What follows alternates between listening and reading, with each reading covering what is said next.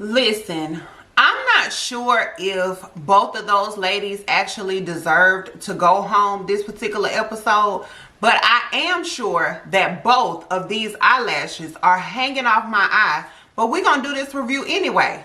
Let's go.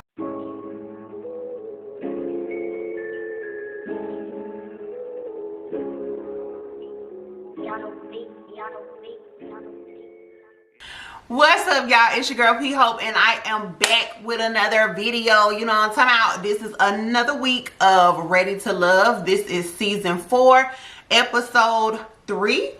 And now we are actually getting into the meat and potatoes of this episode. So I am really excited about that. I hope you guys are enjoying your weekend so far. And I want to do a short poll because I'm really not sure. I know it's getting warmer outside in a lot of places.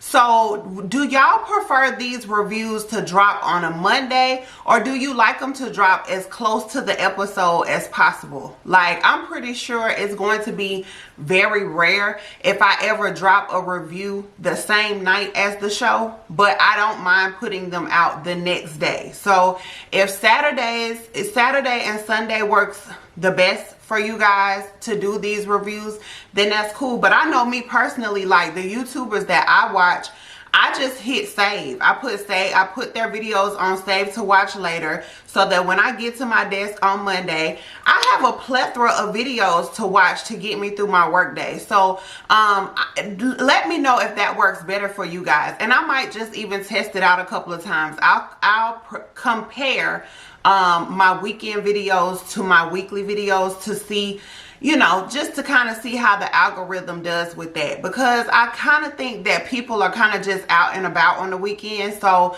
the reviews might not be really giving what they're supposed to give, but we'll see. But drop down in the comment section if you don't mind and let me know what you prefer. Do you prefer them to drop on a Monday, or do you like them to drop on the weekend? But anyway, other than that, I hope you guys are having a wonderful weekend. I'm just kicked back, relaxing. That's why I'm looking crazy. I'm going to get right on into the review. So, it starts off with the day after Khalil and Christian have gotten eliminated. Y'all know those are the two gentlemen that went home last week. And so this week it's going to be time for two ladies to go home so that they can even up the score, even up the playing field. So what they're doing is having a little mixer type of brunch. And so they're having brunch, and all of the cast members meet up together. And then, of course, Mr. Tommy walks in. Tommy walks in and he lets them know that by the end of the mixer, one woman is going to have to go home. So it is time for them to, you know, kind of do a speed date type of situation and just get to know as many people as you can. Leave a good impression on everybody so that when it's elimination time, your name doesn't come up in the bottom. All right. So that's the whole thing. So while they're mixing and mingling, a couple of things goes on. Troy has a sit down with Alexis. And he's saying that he's really feeling Alexis. You know, she's super sexy. She got that boom bam pow that he likes.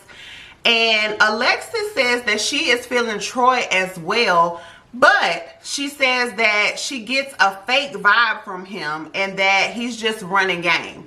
And I can completely agree, and Tommy completely agrees as well. And we'll talk about that part a little later. But the part that's going on right now is Troy is definitely hopping from woman to woman to woman in this mixer and pretty much saying the exact same thing. He's letting every woman know how beautiful she is, how sexy she is, and that she's definitely his number one. So at this point, it ain't no telling how many of the ladies feel like they're secure because they're Troy's number one. And I'm just like, Troy, you listen. You know how Real Housewives of Atlanta have the aunties and the nieces? I feel like this show got the nephews and the uncles, and Troy is definitely an uncle because he's that one uncle that, you know what I'm saying, he had game back in the day. He had this line and this pitch that used to catch the ladies all the time, and he just never let that shit go. That's how I feel about Troy. So anyway, that's what the hell Troy's running around doing, telling everybody how fine they are, kissing them on the cheek, and that they're his number one. What else we got going on in this mixer? AJ says that he is not feeling anything with Andrea. Well, that is because him and Andrea sat down, they were having a little conversation, and everything was just very, very surface level. They didn't really have any type of a connection. And apparently, you could see the disconnect because Stacy felt bold enough to come over and ask Andrea, could she steal him from her? And Andrea was like, yeah. So then when Andrea did her confessional, she was like, yeah, you know, I was sitting there talking to AJ, but I could tell that he really wasn't feeling me, and that, you know, I wasn't really feeling him like that anyway, because I felt like the conversation was just real stale. It was giving very much sandpaper, okay? So, you know, it was a mutual dislike. You know what I'm saying? They don't have anything against each other, but the connection just wasn't there between AJ and Andrea. Who was next? So yes, Stacy came over to steal AJ, and so once they sit down, they immediately, you know, are sniggling and giggling with each other. And she's like, you know, I could tell that you know, you about 6'5", and he was like, okay. He was like, look at you, knowing my height or whatever. And he was like, okay, well, tell me this then, since you know so much, what shoe size am I wearing?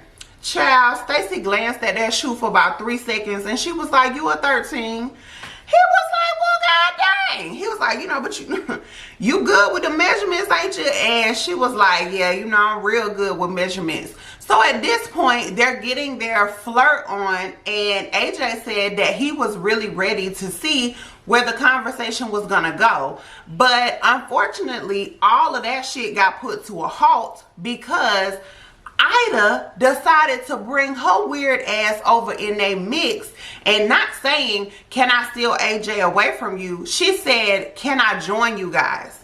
Now, mind you, at this point, it is what?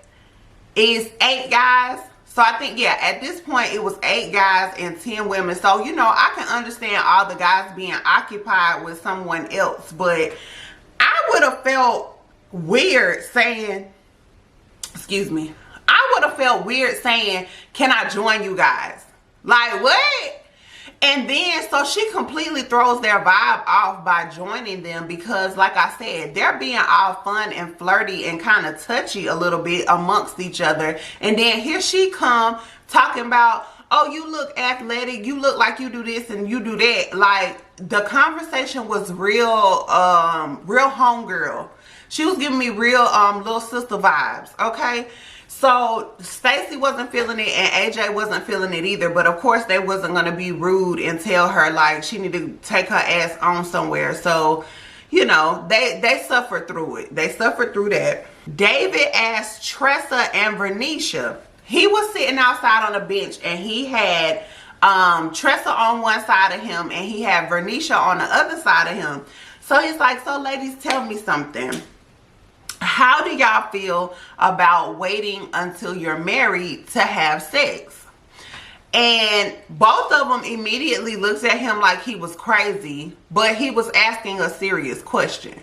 So then Tressa says that she has already been there and done that. So it's just something that she's not willing to do again because she was in a situation where she waited all of this time. And then once she got married and it was time to go to the honeymoon, if you will, the ping was trash. You know, the ping was trash and she didn't know how to feel about that. So she just doesn't feel like she should ever put herself in that situation again. You know, she says she's a woman of a certain age. I want to say she said she was 40.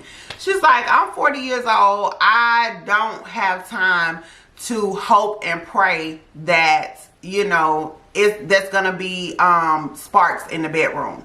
So she's not willing to wait. Vernisha did not say yes or no, but she did answer his question with a question. And she said, well, how long is it gonna take before we can get married? So, you know, with that being said, Vernisha is willing to wait, but it's like, don't tell me that we gotta, you know, baby step this thing and we're not gonna get married until 2 or 3 years from now, because I'm not willing to be abstinent for the next 2 or 3 years.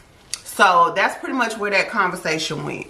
Dietrich gets his alone time with Ida, and Ida says that, you know, she just wants to get, you know, she wants to get to know Dietrich. Dietrich is trying to get to know her. But the thing about the thing is, it's like, Ida, you are joking about everything that he's putting out. That was number one.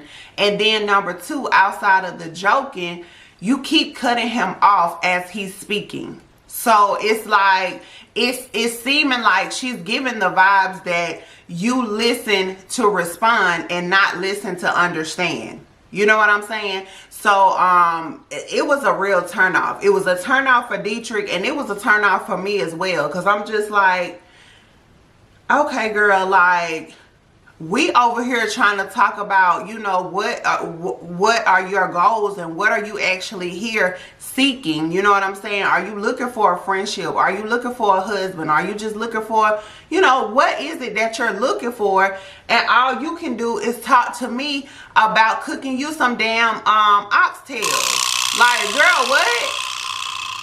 So like I said, Dietrich was just over it. Dietrich was over it, and I was over it. And listen, he got as stern as he could possibly get without making himself look crazy. Because then he was like, no, I'm being serious. And he was like, that's your problem. You joke too much. And then he was like, are you nervous? And first she said no when he asked her that, but then she did turn around and say that, you know, she does do a lot of joking because she's nervous. You know, she's never been put in a situation like this, so it's a lot. So she just uses that as a coping mechanism, which is absolutely fine. But now that you're alone, Ida, and it's nobody there but you and Dietrich, and he's asking you to just, you know, count to 10, woosah, put all your jokes to the side, and I'm trying to have a serious conversation with you. And her rebuttal to all of that was, oh, I didn't know that. And I'm looking like, girl, bitch, what? You didn't know that? You on a dating show, mama? What are you doing? She still wasn't getting it, so Dietrich had pieced out the conversation, which I would have done the same thing. So by the end of all of this mixing and mingling, of course, Tommy comes back in and he's like, all right, it is time to reveal the person that is getting ready to say goodbye. So, of course, all the women are looking crazy because no matter how well you feel like you connected with somebody, nobody's ever safe. You never know what's going to happen. But ultimately, the first woman that ended up going home was Ida's awkward ass. You know, Ida Cooey, a.k.a., what was her name? Vicky, a.k.a. Vicky. It was time for her to go because if Dietrich had that hard a time trying to pull out a serious conversation with her, I'm pretty sure the conversations that she had with the other gentlemen didn't go a hell of a lot smoother than that. Like, it couldn't have been much of a difference. So, you know, me personally, I would say that they made the right decision by choosing Ida to be the one to go home before the couples actually start going out on dates. So it was time for Ida to do her confessional, and Mama did not take it well. Mama didn't take it well. You know what I'm saying?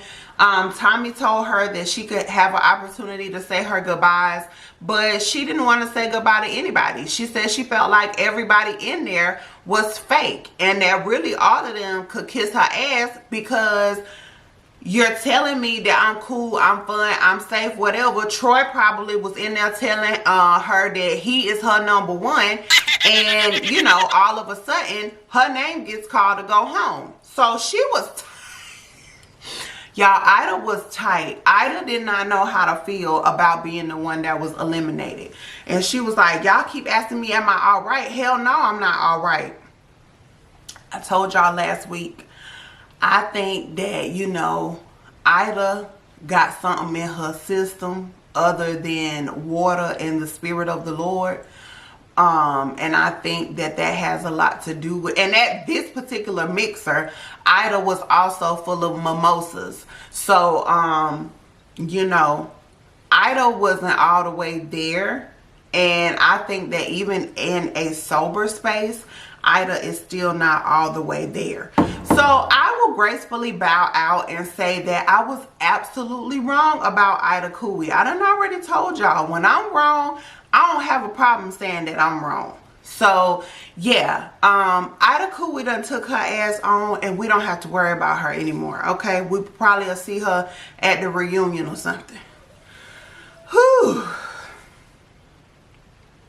So after Tommy allows Ida to do her confessional and say her goodbyes to whoever she chose to speak to, he went back to the rest of the group to let them know that now that they are down to the number that they're at, it is time to do the traditional ready to love old school dating. Okay, so what they have to do is ask each other out on a date and just really see how things go.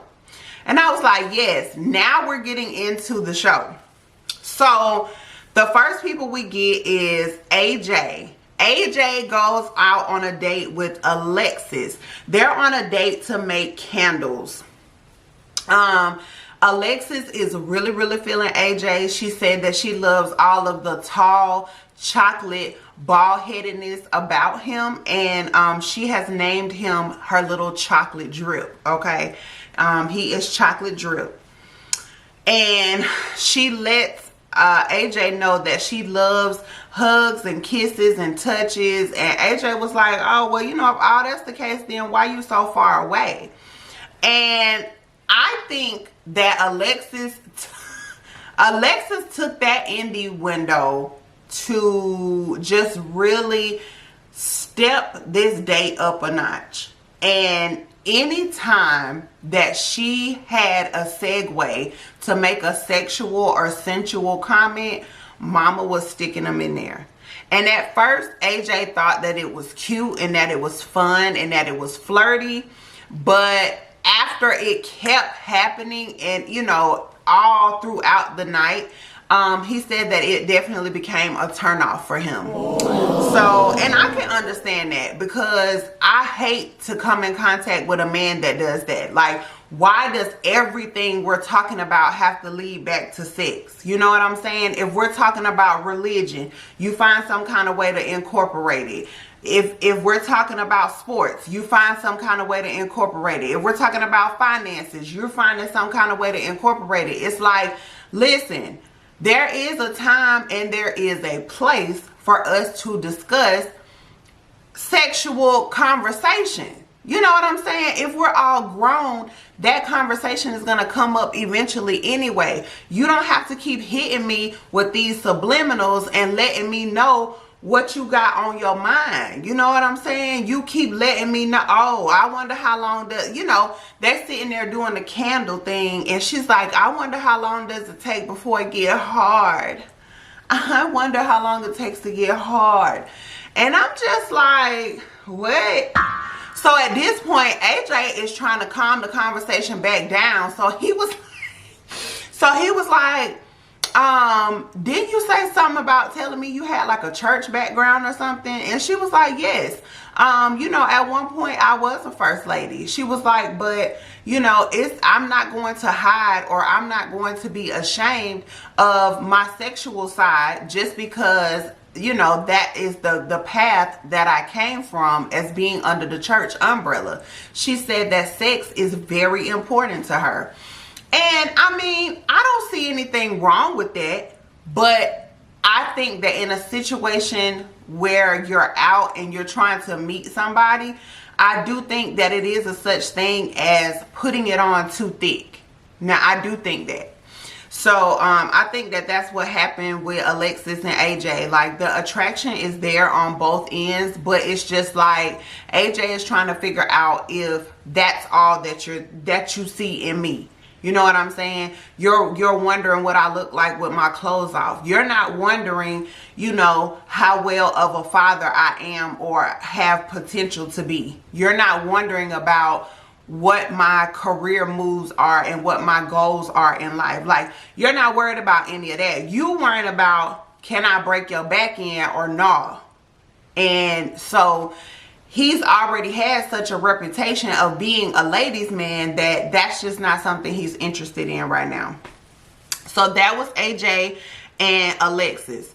Next, we have Jason on a date with Kyra. They go to, they're on the patio of a little restaurant. Looks like they're having them a little lunch or maybe like an early dinner. And Kyra says that she is really enjoying her food and her conversation with Jason. And then they get into a conversation about depression. Jason starts talking about how he felt like at one point he was battling some stages of depression. And this was kind of like a pivotal moment for Kyra, because she says that she has dealt with depression within her own family before, and it was just really dramatic for her. No, not dramatic, traumatic. It was really traumatic for her.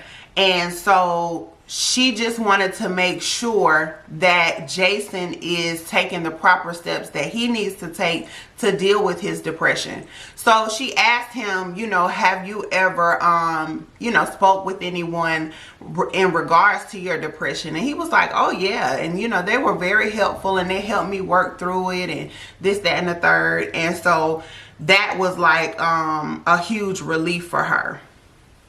And so that was pretty much, that was like the main moment. And because other than that, they were just having the regular, you get to know me, I get to know you type of conversation. So that was Jason and Kyra. Next, Joel. Okay, now we got a group date, y'all. Okay, this is Joel, Troy, Andrea, Vernisha, Amber, David, and Liz. That's a lot of them, y'all. Okay, they all go on a paint and wine date, and I think that this was Joel's idea. I think so. They scan the room and they're just kind of seeing who is feeling who. So Liz says that at this moment she is really feeling Joel.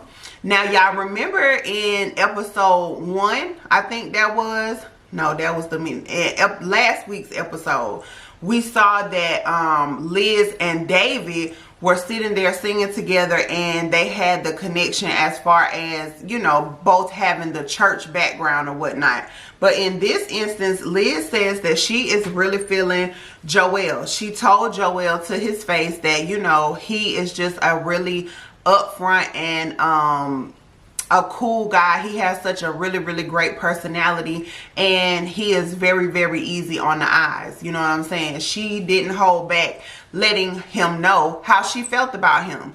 And Joel was very appreciative of that. You know what I'm saying? He accepted it very well without being cocky. So I like that about him.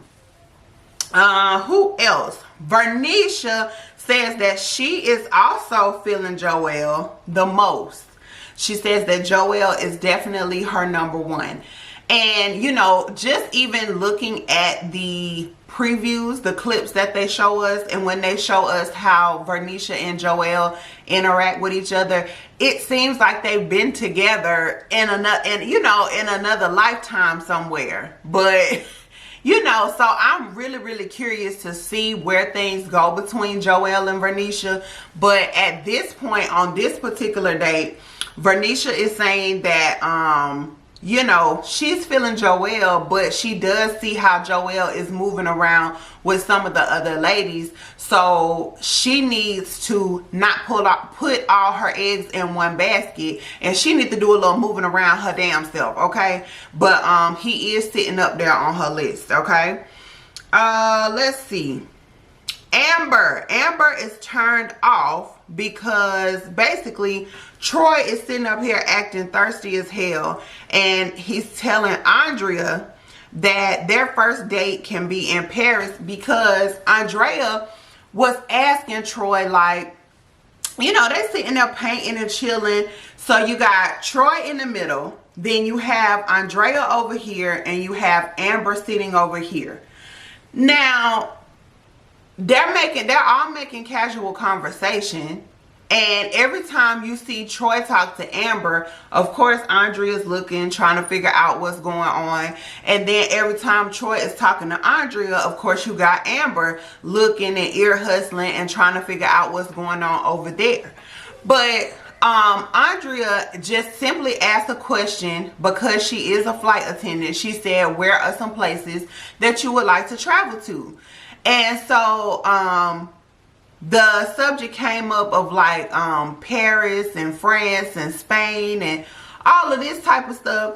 So here go Troy ass talking about some he would love for their first date, for him and Andrea's first date to be in Paris, and that's where they can conceive their first child. So at this point, Amber is sitting there looking like, what?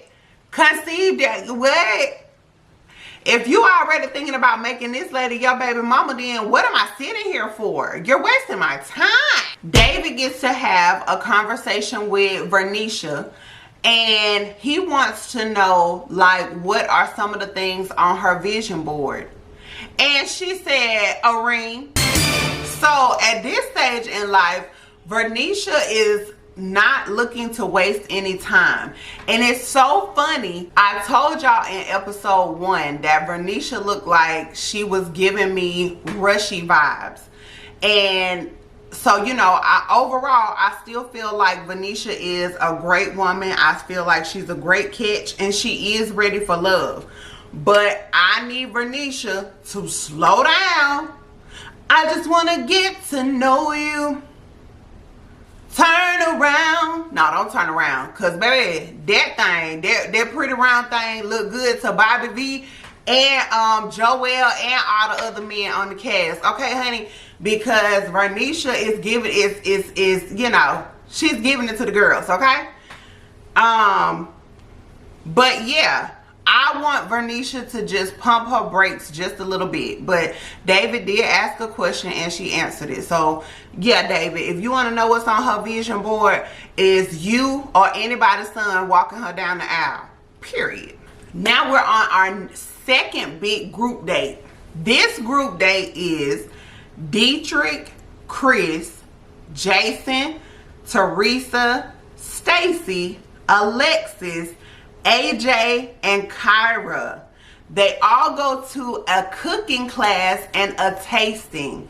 And y'all, this looked like it was so fun. Now, this is the kind of couples date that I would love to go on. You know, if me and my man could team up and cook, and then at the end of it, you know, the other couples come over and taste our plate, we go taste some other people's plate. Like, I would absolutely love that. But and this was Dietrich's idea. So good job, Dietrich. That was a really cute date. So during this date, Alexis says that she is very much still feeling Coach Jason, honey. She still has her eyes on him. Tressa says that, you know, in the beginning she had her sights set on Dietrich, but Dietrich let her know pretty much off the top that he's not interested in her. in that sense. You know what I'm saying? She hasn't done anything to him. So, you know, if you want to be friends, if you want to be homies, then, you know, we can dap it up. We can go shoot pool, have a drink, go catch some hoes together, whatever you want to do. But I don't see you in any other capacity. And, you know, what can you do but respect that? You know, especially, like, for me, honesty is something that I can always respect. Point blank, period. So, yeah, a man telling me that, you know, I see you as a homegirl, even if I'm crushing on this man, if he's telling me, yeah, I don't see you in that light, like, I do think you're a really cool person and I would love to hang out with you, but I don't look at you in that type of way. Like, I ain't even gonna front. My feelings are gonna be hurt. I'm gonna instantly be unattracted to his ass because now I know that he's unattracted to me. But I can still be friends with that person because of his honesty. So, and I think that that's the same place that Tressa is in, because she's definitely still willing to be his friend. And she comes over and she picks at him. She calls him Pawpaw because, you know, she said that I think because he is a grandfather. I think that's why she said she calls him that. And so, yeah, they have a little conversation and he lets Tressa know that she is hands down has the best vibe of all the women on the cast.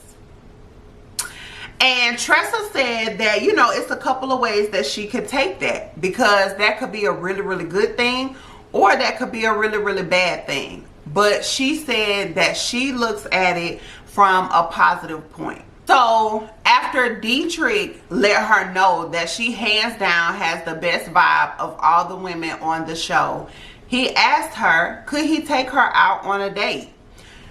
She said she had to clutch her pearls because she didn't really know if he was serious or not. And he was like, yeah, you know, I would love to take you on a for real date. Like, you know, your personality has really, really sucked me in. So I'm not sure what it is that he's unattracted to, or that just really doesn't 100% do it for him when he looks at Tressa. But in my personal opinion, Tressa is a beautiful woman. You know what I'm saying?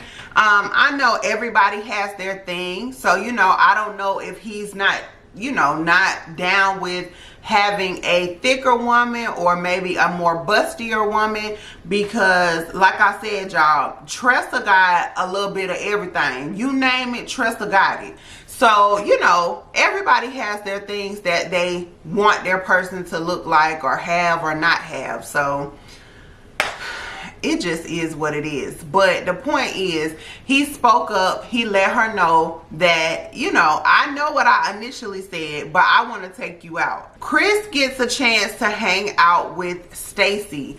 And this was another situation where they end up having really surface level conversation, but there was not any sparks there on Stacy's end. You know, Stacy said that, you know, she talked to him, but overall, he just did not hold her attention. So as they were sitting there talking, as soon as it came to a point where it had 2 seconds of quiet time, she looked over there at Dietrich and was like, yeah, what that food over there talking about? You mind if I come get a bite? Chris didn't know how to feel. Chris, I think he knew what was up, but he just played it cool. Some of that, wow, okay, all right, I have completely bored her. That's all right. Kyra got a couple minutes in with AJ, and I forgot the conversation that they were having, but she was still taking shots at him, but she did let him know that I'm only be acting funny with you because I am still holding a grudge from our first 2 dates. But ultimately, like she said last week, she repeated herself again and says that she does want to give AJ another chance and see if she's going to continue to call him El Cheapo, or if, you know, if he done got his shit together. At the end of that day, all of them come together and they do a really big toast to a great night, and then they take that ass home. I thought that those the 2 group dates were cute. So now we have made it to the end. Tommy meets up at the gentleman's lounge with all of the men, okay? All of the fellas are there, and he lets them know that, listen, the gentleman's lounge, this is where you guys are able to come in here and speak on anything and everything. I want you to lay it all out on the table. Do not hold anything in, because ultimately holding stuff in is what could get you sent home.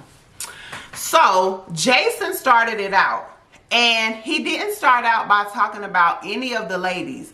He started it out by talking about he wanted to give a shout out to Joelle. He said that, you know, at some point during that week, he was in the transition of moving. Joelle happened to call him up. He let him know, you know, yeah, I'm in the process of moving, da da da da. And Joelle said, well, cool, no problem. Let me come over and help you out. And Jason said that just really meant a lot to him, and he wanted to give Joelle his props in front of all the other men and let them know that Joelle is a real one. And as soon as Jason said that, a lot of the other men chimed in to let Joelle know that, yeah, his personality is definitely genuine and that he is a really, really good guy. And all of these compliments just completely overwhelmed Joelle, and it made him cry. And y'all, I thought that was the sweetest thing ever. You know what I'm saying? And Joelle made a comment and was like, I don't care what nobody say, dog. Like, you know, I ain't mean to cry, but I ain't finna apologize for crying either. And and I'm just like, see, this is what I'm talking about. It's okay for a man to cry. Like, Joelle felt some type of way about crying, but the moment just was what it was. Nobody is looking at you any differently because you cried because you got a compliment. Because, y'all, we keep so much stuff bottled in, and it's no telling what kind of headspace Joelle was in at the time. You got to think about it. This man has already had so much tragic stuff happen to him in his life, and then for him to pick up the pieces and move on, it's probably very rare that he just hears people come out and say, you know what I'm saying? I know you've been through a lot, but you're still doing great. You're still moving through life just fine. You are still being a great father. You're still being a good friend, a good family member. You know what I'm saying? So for Jason to just kick that compliment out of nowhere, like, it would have got me too. So I didn't see anything wrong with that. Shout out to Jason. Shout out to all the other guys that gave Joelle his props. But especially shout out to Joelle for being the stand-up guy that you are. Because we all love the good guy. You know what I'm talking about?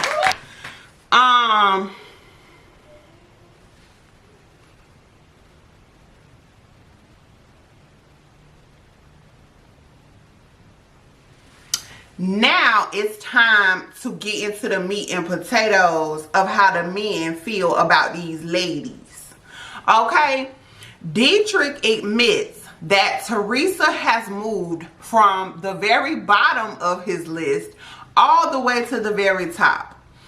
AJ says that Alexis is still very high on his list, even though she is a little aggressive. Jason says that Kyra is his number one. Troy says that Andrea is his number one, and that Amber is not really feeling him because Amber is not feeling him as much. And then at this point, Tommy chimes in and lets Troy know that, listen, bruh, you gotta know that these ladies mix and mingle amongst each other. They're going to eventually have a conversation that brings your name up. And if all these women have a similar story of being kissed on the cheek, being told that they're number one, being told how beautiful they are, you're going to hang yourself. And, you know, because Troy was trying to say that he didn't see anything wrong with the kiss on the cheek.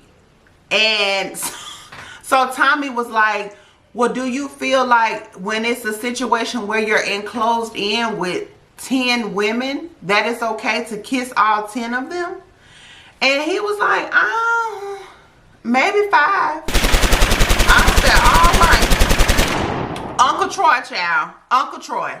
David and AJ say that they are not feeling Tressa. They say that she is pretty, but there's just not a connection there.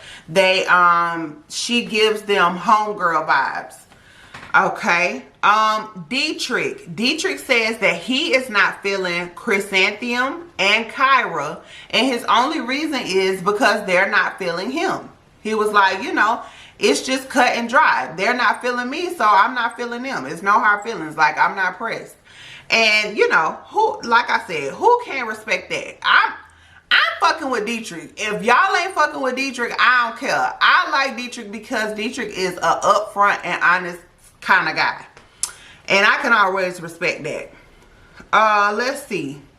Jason and Dietrich say that they are both not feeling Andrea. Chris is not feeling Andrea and Stacy. And Ronald says that he is not feeling Andrea. So y'all, Andrea's name is coming up quite a bit, okay? Ronald said he's not feeling Andrea. So the two biggest names that fell at the bottom were Tressa and Andrea. Tommy says that one of these gentlemen has to take the bottom ladies, the bottom ladies out on a date, and that one of them has to do the elimination, but do it respectfully and explain why they are being eliminated. Okay? Dietrich and Tressa are out on their date, and the first thing she wants to ask him is, what made him change his mind? You know, how did you go from I'm the homie to, you know, seeing yourself out on a real date with me? And he said that her personality is just everything. He was like, you know, it doesn't really matter for me personally what you looking like is, you know, as much as having a real connection. And he just feels like they have a real connection. So listen, I applaud Dietrich for just going for what he know. You know what I'm saying? This is not high school. And I felt like a lot of the guys were playing Tressa to the left because they were playing the high school game. Tressa is not your cookie cutter shaped woman. She's not the type of woman that you would look at on as a IG model. She's you know what I'm saying, because she's curvy. Don't ever get me wrong, she's curvy, but she's more on the chunkier side. She would be considered a plus size woman. She just don't have a whole lot of stomach. But yeah, so, and I felt like that's how a lot of the guys were doing. They were doing the whole high school type of kiddie type of games. It's some of that, you know, you cool to be with in the dark, but it ain't no way that I can claim you. I can't hold your hand. I can't be out here in public with you. I felt like that's the route that a lot of the guys were taking, simply because she's not a smaller woman, simply because she doesn't have a mouthful of veneers, simply because she doesn't wear the long straight weave in her hair. Like, no, she's very much rocking a curly fro. She's very much rocking the teeth that God gave her. She's very much giving you boom bam pow and everything that she puts on, and you gonna either deal with it or not. And I think Dietrich is the only one that's actually brave enough and bold enough to just say, like, yeah, I like you just the way you are. I'm liking the package that you're presenting to me, and I want to see where it goes. So, you know, that's another bonus that made me really like Dietrich the way that I like him, because don't do that. Y'all already tried to play her because she said that she was a comedian, and now it's like, oh, okay, on top of you being a comedian, this what you look like. Like, stop playing with Tressa. Tressa is fine as hell, and she's beautiful. So stop playing with her. Now, David is out on his date with Andrea, and one of the questions that he asked her was, does she feel like she would do anything differently if she had an opportunity to start this process over? And she said, yeah, I would be a little more assertive. You know, I would be just a little bit more assertive. And David was like, oh, okay, all right, cool. So at this point, you got both of the guys, of course, on separate dates. And they're both explaining to their dates the conversations that were had in the gentleman's lounge. So Tressa was completely thrown off when she heard that most of the guys had put her in the bottom because they had pretty much homegirled her. And Andrea, she didn't really seem that surprised to me to find out that she was in the bottom, because the gentleman felt like she just, like he said, like she said rather, she wasn't assertive enough and she didn't put herself out there enough for them. So then David has to do the honors of telling Andrea that because the fellas feel like we cannot seem to pull enough out of you, and you know, that you do need to work on being a little more open. We just feel like you're not ready to love at this time. So Andrea is the second woman that they sent home on this particular episode. They sent Ida home at the brunch, and they sent Andrea home at the end of the show, which means that we're back to David and Tressa at their date. And he was like, yeah, so you know, all of the guys just really feel like you on a homegirl type of level, and we don't really see it for you like that. He was like, but I was pretty much in the ring like Mike Tyson, because I'm like, hold up. Y'all can feel however y'all want to feel about Tressa, but I ain't got my time in with her yet. So we ain't sending her home just yet, because I'm trying to see what she's about. And she was like, what? And so that's pretty much how that ended with, of course, Tressa gets to stay because she does get to go on a real date with Dietrich to see how their chemistry is going to flow. And like I said, Andrea and Ida went home. So that is everything that went down on this week's episode of Ready to Love. But I hope you guys enjoyed this one, and please come back and join me next week where we'll be doing it again. Do not forget to like this video, subscribe to the channel if you have not done so, because your girl does a little bit of everything on this channel, okay? And other than that, we know what I'm about to say. I want you to be happy, be healthy, be safe. It's your girl P Hope, and I will catch you in the next video. Bye, guys.